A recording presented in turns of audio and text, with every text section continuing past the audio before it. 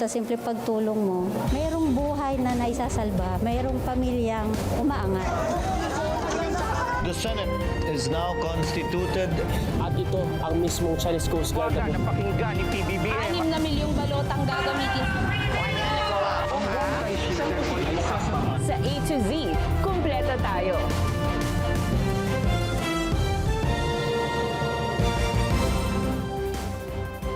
Luzon, Visayas, Mindanao at buong mundo. Ngayon ay Martes, May 5, 2026. Ako si Barbie Mulak at ito ang Balitang A to Z. Inflation rate sa bansa. Bumilis nitong Abril sa pagsirit ng presyo ng langis at pagkain. Pilipinas, all systems go na para sa hosting ng 48th ASEAN Summit sa Cebu. 3 patay, 12 sugatan sa pag-araro ng monster truck sa Colombia.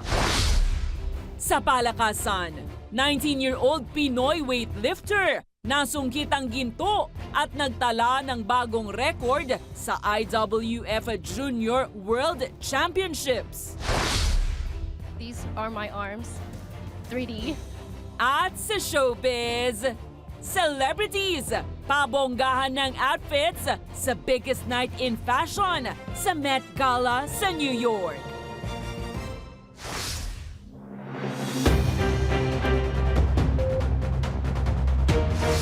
Magandang gabi, pambungad sa ating newscast. Muli na namang bumilis ang antas ng inflation sa bansa nitong nagdaang Abril.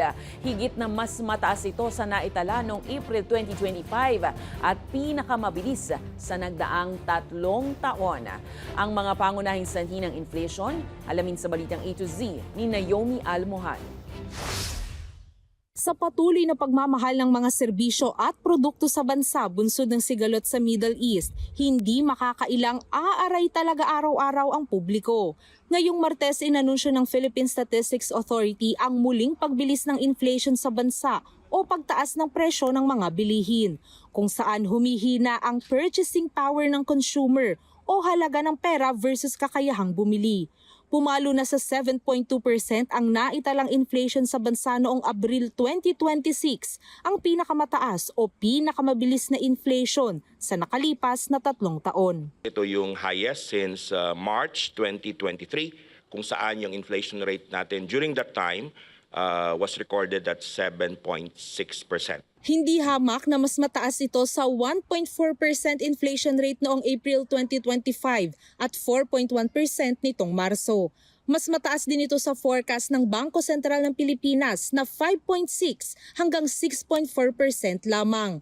Ayon sa ahensya, pagtaas ng presyo ng pagkain partikular na sa bigas at singil sa produktong petrolyo ang mga pangunahing sanhi ng mataas na inflation rate noong Abril. Ang nag-ambag sa mas mataas na antas ng inflation para sa food and non-alcoholic beverages ay ang mas mabilis na pagtaas ng presyo ng mga sumusunod. Cereals and cereal products na may 11.1% inflation rate, particular dito ang bigas. Sa transport inflation naman, 21.4% ang naitala bunsod ng pagtaas ng presyo ng gasolina at diesel. Dahil pa rin yan sa patuloy na sigalot sa Middle East. Kaya ang mga tsuper ng jeep, todo ang pag-aray sa bigat sa bulsa nang nagtataas ang presyo ng produktong petrolyo. Mas mahirap pumita. Yung dati kinikita namin mas malaki, ngayon konti na lang talaga. Ang problema ngayon, parang nilalaro lang kami. Kung makita nilang galit, saka naman sila magbaba ulit. Katulad niya nga, nagtaas na naman. Wala naman kami magagawa. Ayon sa Department of Energy, as of May 1, nasa 52 days pa ang itatagal ng supply ng gasolina sa bansa, 54 na araw para sa diesel at 166 days para sa kerosene. At sa pagtaas pa nga ng presyo ng petrolyo, may fuel discount na binibigay ang ahensya sa mga magpapakarga. It's 10 pesos discount being offered to all jeepneys basta yung plate number ninyo ay nagtutugma po sa registration ninyo. At 4,278 gas stations ang pwedeng puntahan. Malaki ang ambag ng pagtaas ng presyo ng mga produktong petrolyo sa antas ng inflation sa bansa. Pero ayon sa PSA, mas malaki ang ambag ng inflation sa mga pagkain dahil nga kaunti na lang ang pumapalaot para manghuli ng lamang dagat o nabiyahe para sa iba pang resources bunsod ng mahal na gasolina. Bumababa na rin ang produksyon. Para sa Balitang A to Z, Naomi Almojano.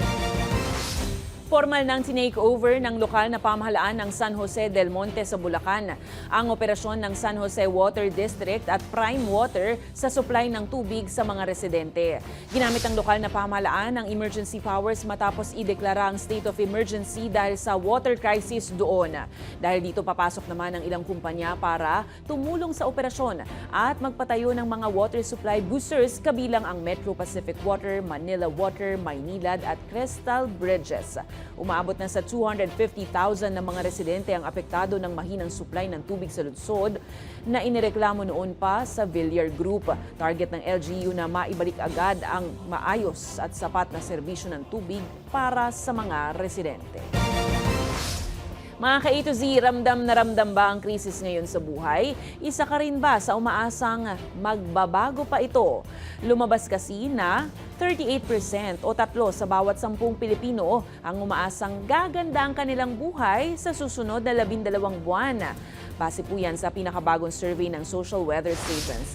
Gayunpaman mas mababa ito kumpara sa naitala noong November 2025.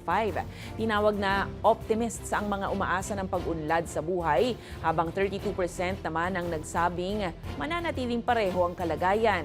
16% naman ang naniniwalang lalala pa ito. Ayon po sa SWS, bumaba ang optimism o paniniwala nga ayos ang buhay sa halos lahat ng rehiyon, maliban sa Visayas na nananatiling matataga. Sinagawang survey March 24 to 31 sa 1,500 na adults sa buong bansa. Sa nakaraang ulat naman ng SWS, matatanda ang 50% o 5 sa bawat 10 Pinoy ang nagsabing lumala ang kanilang buhay sa nakaraang taon.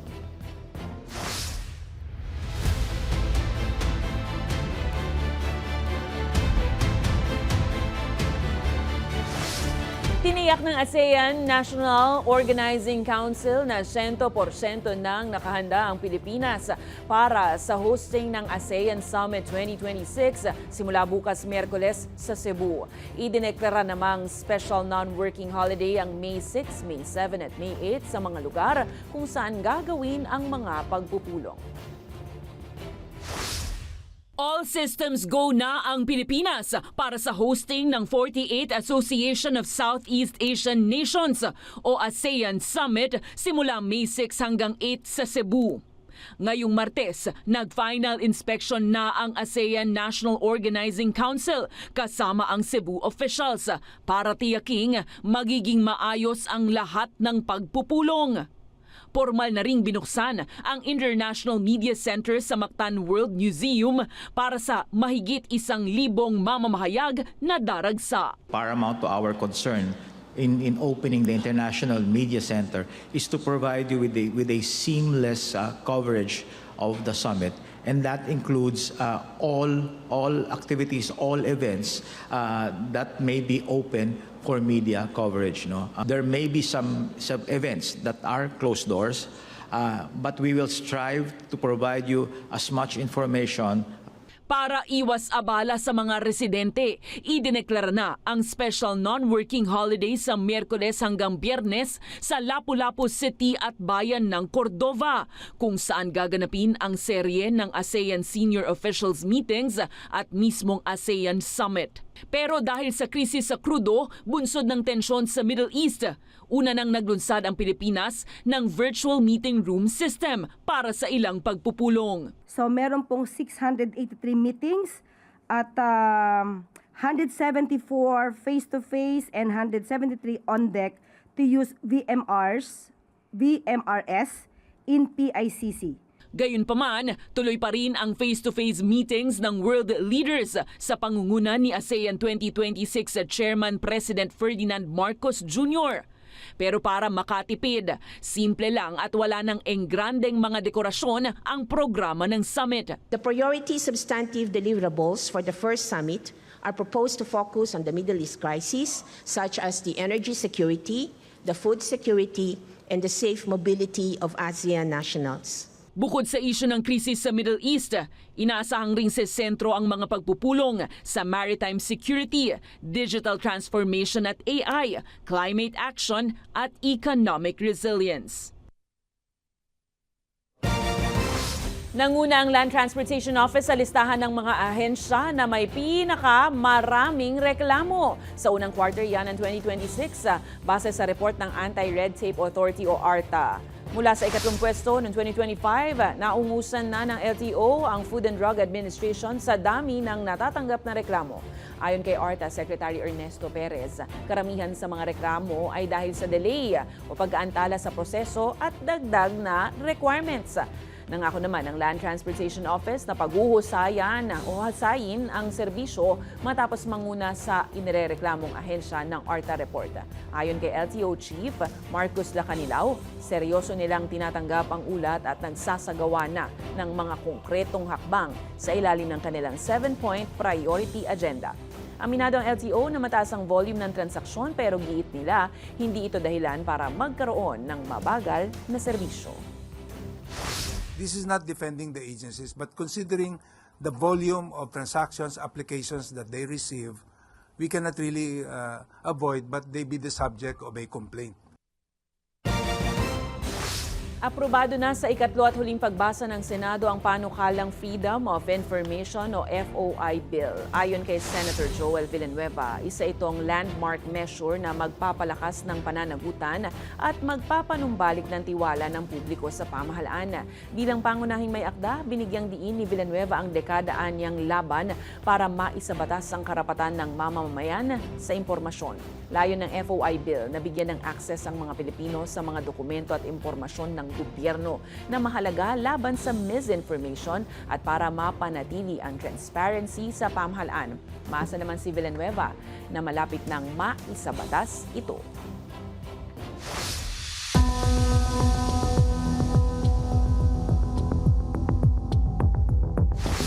Nais pa imbestigahan ni Blue Ribbon Committee Chairman Senator Ping Lacson ang 7 dati at kasalukuyang mga mambabatas kaugnay ng flood control scandal sa pamahalaan. Sa privileged speech sa plenaryo, inilahad ni Lacson ng rekomendasyon para sa case build-up sa reklamong graft. Kabilang rito ang mga dating mambabatas na sina Zaldico, Bong Revilla at Mitch Cahayon Uy. Kasama rin si ex-Speaker Martin Romualdez at sina Senators Jinggoy Estrada, Joel Villanueva at Cheese Escudero. Samantala, hindi naman apektado sina Estrada at Villanueva sa posibleng investigasyon. Ang accountable officer, ang pangunahing may sala o prinsipal, ngunit ang mga kasabwat o co-conspirators kabilang ang mga non-custodian public officers at pribadong individual ay maaari ring managot para sa diversion of funds maging sa ghost at substandard flood control projects. Will never be bothered by anything that is being thrown at me because I know the truth and the truth is on my side. Maaaring yung justice ay delayed but I don't think justice will be denied. Ayoko pang magsalita for so long. Ayoko magsalita. But I will not allow anyone to put me in a position as their punching bag. Samantala, umabot na sa 7 senador ang pumirma sa partial report ng Blue Ribbon Committee kaugnay ng maanumalyang flood control issue. Ayon sa chairperson ng komite na si Senator Panfilo Ping Lacson, ito ay matapos na pumirma si Senator Raffy Tulfo. Unang pumirma sa partial report sina Senate President Vicente Tito Soto III, Senators Rizon Tiveros, Bam Aquino, Kiko Pangilinan at Erwin Tulfo. Hindi maisasalang sa plenaryo ang report dahil 9 na senador ang kailangang boto kung kaya't idinaan na lang ni Lacson sa privileged speech ang paglalahad rito. May pasaring naman si Lacson sa kapwa senador. Common sense lang sa isa nating kasamahan na pilit naghahanap ng original signed copy at ginawa pang dahilan sa hindi niya pagpirma. Bakit kailangan akong palaging pinapasaringan? Hindi naman po ang aking kagustuhan kung sino yung dapat na sumikat o sino yung dapat magpasikat. Hindi po yun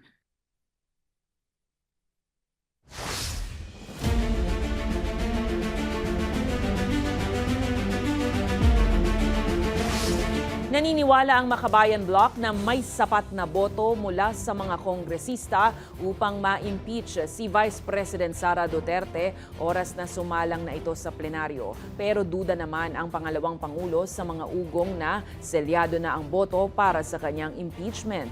Ang balitang A to Z ni Kim Salinas. Kumpiyansa ang mga miyembro ng Makabayan Bloc sa Kamara na makakamit ang suporta sa plenaryo para sa impeachment ni Vice Presidente Sara Duterte. I'm very confident na lalagpas pa sa 1/3 ang makukuhang boto para ma-impeach ang Vice President. Una nang inaprubahan ng House Committee on Justice ang report nito na nagpapatibay sa probable cause sa mga kasong misuse of confidential funds, unexplained wealth, bribery at betrayal of public trust laban sa pangalawang Pangulo. Nabusisi talaga yung mga allegations at lumabas yung mga napakalakas na ebidensya na nagpapakita na may basis yung impeachment ng Vice President. Una nang sinabi ni Bicol Saro Party List Representative Terry Redon na posibleng makamit ng plenaryo ang 215 signatures na sumuporta sa impeachment ng Vice noong 2025. Pero minaliit ito ni BP Sara. Yung makakomment sa kanyang mga nalalaman kasi hindi ko alam kung ano yung alam niya. But it is different siguro kapag congressman na yung nagsasabi or senator na yung nagsasabi. Kasi magtatanong ka, bakit sobrang sigurado ka na tapos na ito? Pero aminado naman ng Makabayan Bloc na may ilang kongresistang nag-iisip-isip pa rin kung susuportahan ang pag-impeach kay BP Sara. Ang consideration dito yung politika sa 2028. Tingin nila malakas na kandidato for president ang vice presidente given yung popularity ng vice president sa Mindanao, nagdadalawang isip na tumindig para sa tama. Nakatakdang i-transmit ang committee report sa plenaryo sa loob ng 10 session days. Inaasahan na pagbobotohan ng buong Kamara ang impeachment sa susunod na linggo. Kapag nakuha ang sapat na boto sa plenaryo, otomatikong mai-impeach ang vice presidente at agad itatransmit ang article of impeachment sa Senado para sa paglilitis.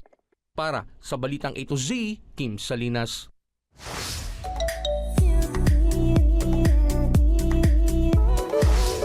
Kinagiliwan ng fans si BTS J-Hope dahil sa pagsusuot niya ng cowboy hat sa BTS World Tour concert nito sa El Paso, Texas, Amerika. Sa kanyang Instagram post, lakas ng datingan ng peg sa cowboy-inspired outfit na peg ng Korean pop star.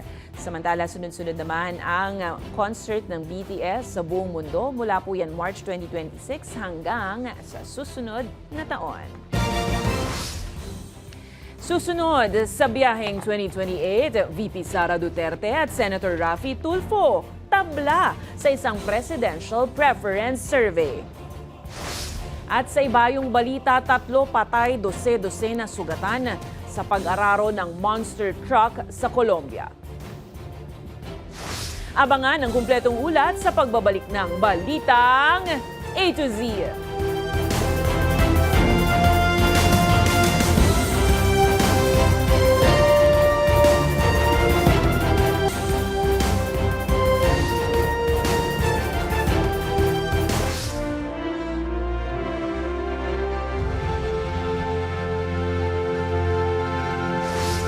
Tabla ang resulta ng Presidential Preference Survey ng Pulse Asia sa pagitan ni Vice President Sara Duterte at Senator Raffy Tulfo.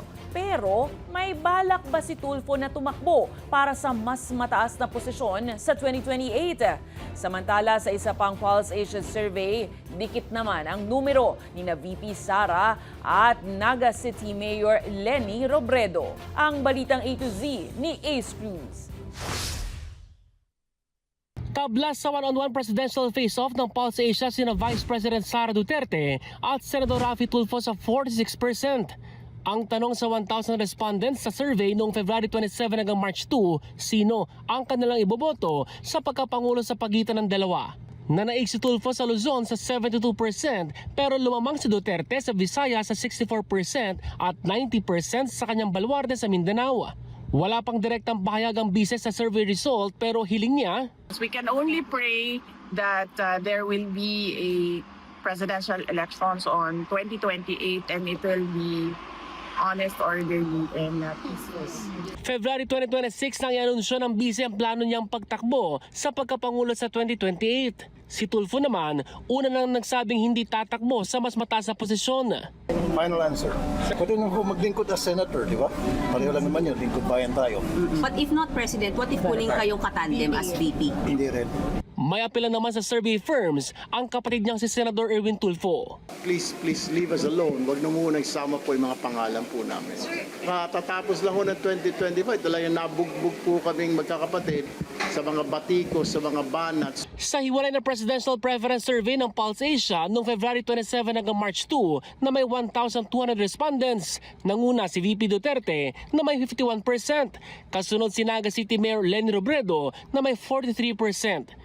Una nang sinabi ni Robredo na hindi siya tatakbo sa national position sa 2028. Kinomisyon ni Senate Majority Leader Mig Zubiri ang survey. Para sa Balitang A to Z, Ace Cruz.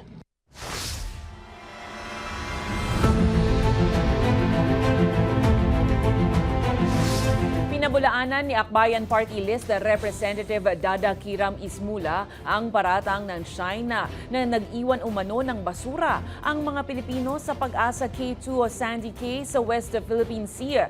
Tinawag ni Simula ito na tanim basura at disinformation para sirain ang kredibilidad ng misyon. Ayon sa mambabatas, desperado na ang China sa mga tangkang baluktutin ang naratibo ng civilian mission na kanilang isinagawa. Kasama si Ismula sa Atinto Coalition na nanguna sa pagtatanim ng watawat ng Pilipinas sa Sandy Cay noong linggo. Gaya-gaya din anya ang China sa ganawa nitong paglalayag at pagwawagayway ng kanilang bandila sa naturang lugar. Sila nga rin po ang tunay na naninira ng ating mga coral reefs, nagnanakaw ng ating mga taklobo, and yung accusation nila, hindi po ito totoo. Wala pong basura na iniwan namin. Kung tutuusin, sila po yung nagtanim basura doon sa Sandy Cay 2.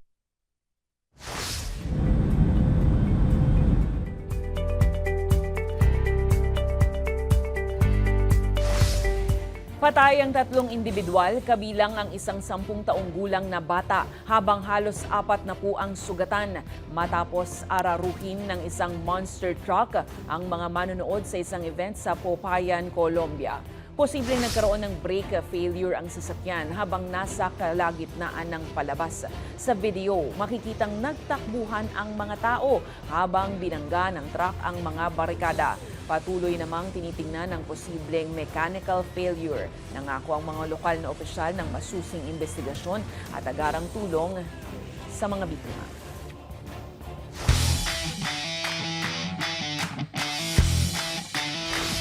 Mga ka-A to Z, another Philippine pride. Wagi ng 2 gold medal ang Filipino weightlifter na si Albert De Los Santos sa International Weightlifting Federation World Junior Championship sa Ismailia, Egypt. Tinanghal din siya na bagong junior world record holder sa clean and jerk, 187 kilograms, at may total na 326 kilogram sa 71 kg division.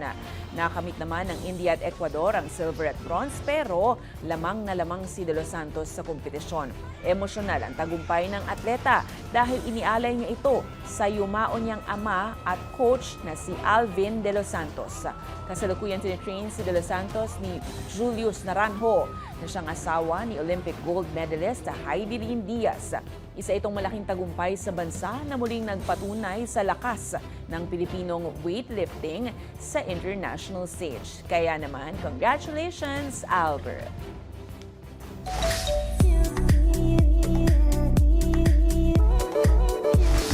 Balik entablado si Eugene Domingo bilang si Direk Yuge sa Ang Babae sa Septic Tank 4. It's live sa Cheddar. At sinasabi ngayon ang golden age ng teatro sa Pilipinas. Magbubukas ang produksyon sa June 19 sa PETA Theater Center para sa run ng 50 shows hanggang August 16. Ayon sa veteranang komedyante, tamang panahon ang kanyang pagbabalik dahil masigla pala ang industriya, hindi lang sa malalaking grupo, kundi pati sa independent productions. Ibinida rin niya ang buong karanasan ng live theater, mapakanta, sayaw, aksyon at matinding emosyon na animoy mas challenging kumparaan niya sa paggawa ng pelikula.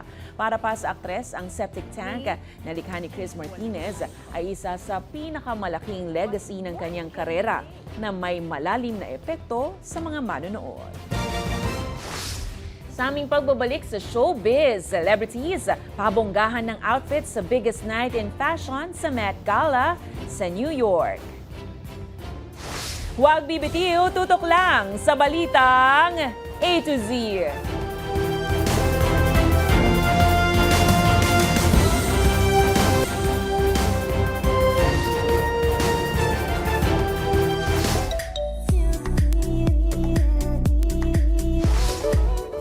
Mula sa estatwang bato hanggang sa mga extra na mga braso. Super dramatic talaga ang naging outfitan ng Hollywood superstar sa Met Gala 2026. Silipin ang mga pambihirang attires sa tema ng costume art sa balitang A to Z Showbiz ni Rod Garabot. Pabonggahan at patalbugan. Kanya-kanya nga ng baon ng drama sa kani-kanilang outfit ang mga naglalakihang stars ng Hollywood para sa tinaguriang The Biggest Night in Fashion. Sa pagrampa sa Met Gala carpet sa New York City, kanya-kanyang interpretasyon ang mga personalidad sa tema ngayong taon na costume art. Mala incognito ang eksena ng singer na si Katy Perry na dumalo suot ang isang metallic na maskara. Nagmistula namang buhay na statwang bato ang supermodel na si Heidi Klum. Habang extra naman ang datingan ng K-pop star na si Lalisa dahil sa animoy extra na dalawang braso na nakakabit sa kanyang all-white goddess attire. I'm just so happy, to showcasing myself in an art form like You this. did incredible job. And at these that. these are my arms, 3D. Hindi rin nagpahuli ang A-list stars mula kay Beyonce, Cher, Madonna, Anne Hathaway at iba pa. Ang Met Gala ay taunang fundraising event para sa Costume Institute ng Metropolitan Museum of Art. Aabot sa $100,000 ang ticket price para makadalo rito. Kaya naman tanging ang richest of the rich and famous lang ang nakakadalo. At ngayong Met 2026 nga, nakapag-raise ang gala ng record na $42 million. Amazing! Para sa balitang A to Z Showbiz, Rod Garabot.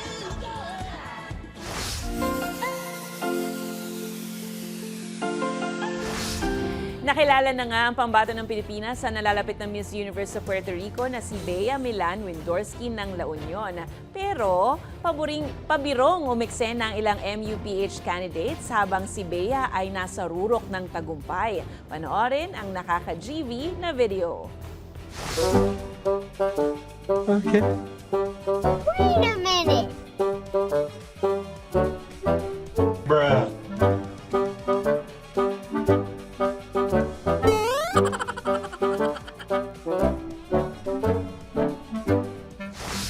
O diba, may corona man o wala, mananatiling reyna pa rin. Kung kayo ay may kwentong kakaiba, mga kwento ng pag-ibig o storya ng inspirasyon at pag-asa, maaari itong ibahagi. Sumali sa ating Facebook group na Balitang A to Z, panoorin ang replay ng ating programa at sundan ang ating social media pages, hanapin ang Balitang A to Z.